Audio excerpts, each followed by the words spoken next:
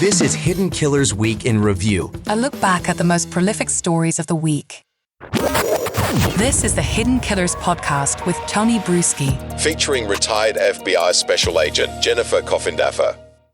Some progress finally being made in the death of Ellen Greenberg. Of course, this was ruled a suicide. The medical examiner not being able to be swayed, not changing anything after many attempts and many arguments. But now it is finally going to the Pennsylvania Supreme Court to hear arguments on this. Jennifer Coffindaffer, retired FBI special agent. I know you've been covering this case quite a bit on your own podcast channels as well, and you've been covering it on Twitter for a very long time, even before that.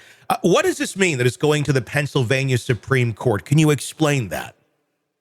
This is just monumental news. It's monumental news, first of all, because so many superior courts and states never accept cases of any nature, right? It's such a small percentage of what they'll even consider. So the fact that they got this accepted is amazing. And quite frankly, it delves around this entire argument regarding whether the parents had standing to present their case against the ME. So it wasn't whether it was factually supported by evidence. In fact, the judges at the lower level said, they were appalled, really. I don't know if that was the exact word they used, but certainly that was intimated from the language they used, that it was unbelievable what had happened in this case, but that the Greenbergs don't have standing. And so for that reason, the Supreme Court is going to hear it. And of course, what the Greenbergs are hoping for is that the Supreme Court says, you know what? You do have standing. So go back to the lower courts. And yes, you're going to be able to make this case.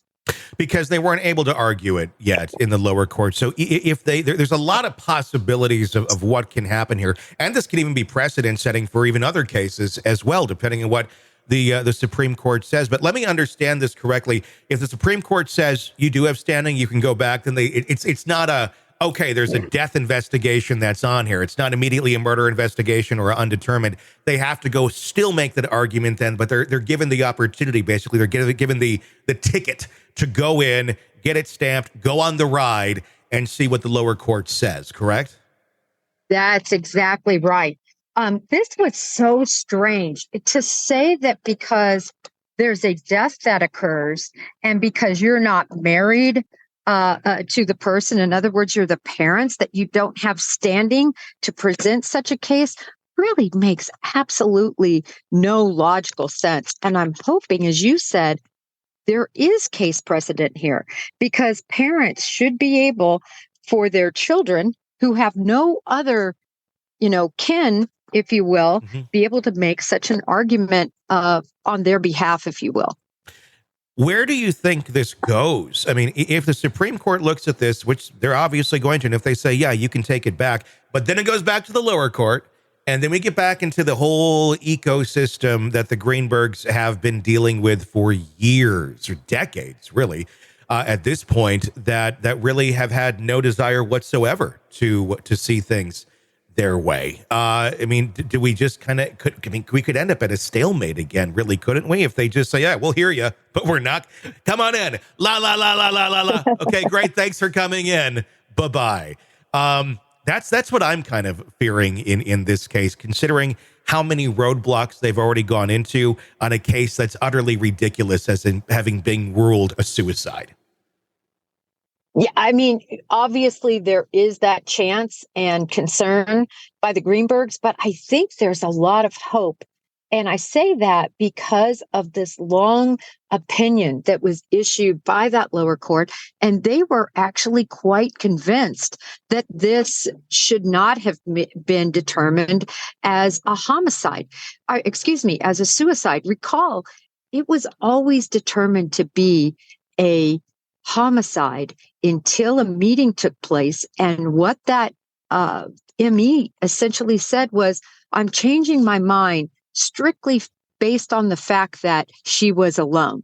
And the only reason they determined she was alone was based on the fiance, who was the chief, in my opinion, the chief potential subject on his word. Mm-hmm. And that's where it's at forever. Yeah, and that's where it's at. It's really mind-boggling. Also, when you consider there was a knife change in the middle of the quote unquote suicide. There were two weapons used. That's another reason why it always just jumped off the page to me as being ridiculous that you're in the middle of killing yourself and you're going to go to a different knife. It makes sense if it's a homicide to me because, you could be attacking somebody and it bend or break or, it's not achieving exactly what you're trying to achieve. So you grab the other knife right there on the counter and you continue with the murder. Why?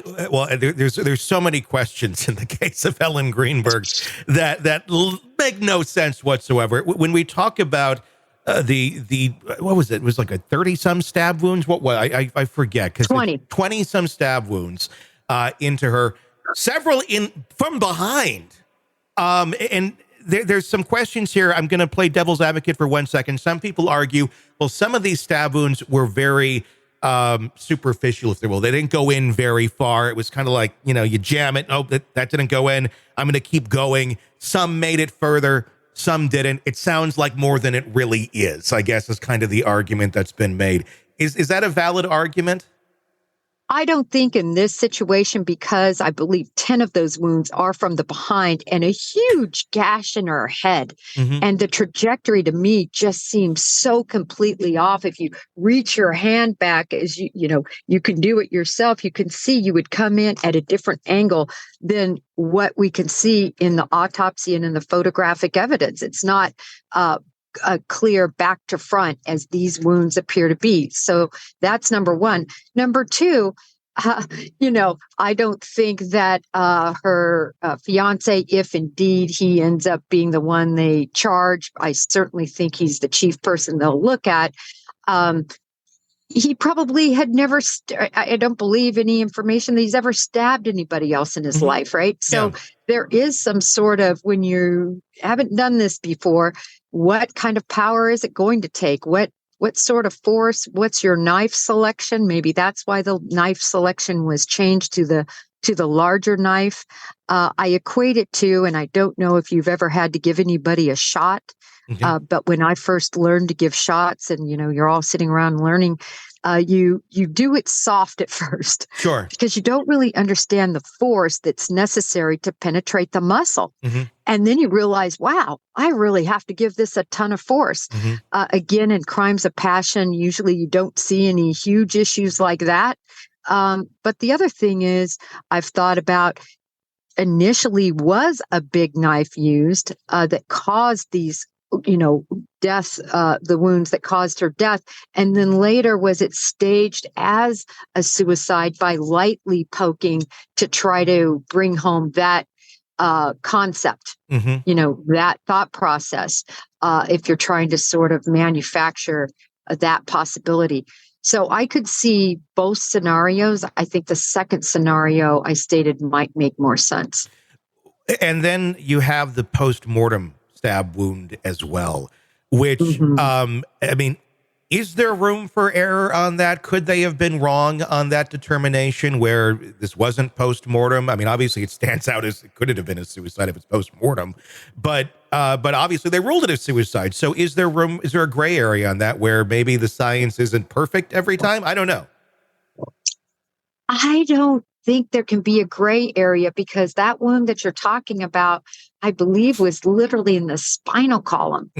And so just think how the spine, especially in these areas, which were the neck areas, kind of that top shoulder neck area, that controls your arms, in that area, the C5, C6, C7. But in any event, it's, when anybody who looks at this photo of her wounds and exactly where they are, that is an image that's made very specifically from the autopsy and from those wounds. It's logic defying that she could do that. And, as you said, it's been stated that, one, occurred and that there's others that are post-mortem, which again defies logic. I mean, we're talking about a suicide where someone stabbed themselves in the back about 10 times, post-mortem wounds, and switches the knife. Has that ever happened in history? Have we ever seen a suicide like this anywhere, ever, where that's the course of action? And then moves to the front. Yes. And I think it's also interesting to note that women typically, they really don't do things in suicide. I'm just saying typically that defaces them. You'll see a lot of times pills that are taken, overdoses. You'll see the slitting of the wrist. That again is not. And for, the Greenbergs will tell you, she had to have her makeup on to go to the grocery store. I have sisters like that. Yeah. And a daughter. They look gorgeous, literally just to walk outside and get the mail. And that is who Helen Greenberg was as a person. Yeah. So again, it defies logic that somebody with this particular, modus operandi in her life would all of a sudden take a knife and just massacre her body. Are you ready to listen to this podcast ad-free? Then hit subscribe to the True Crime Today Premium Plus channel now on Apple Podcasts. You'll instantly have access to all of our episodes labeled Advance Ad-Free. You'll hear the interviews before everyone else and with no interruptions. No interruptions. Subscribe to the True Crime Today Premium Plus channel now on Apple Podcasts. And start binging now.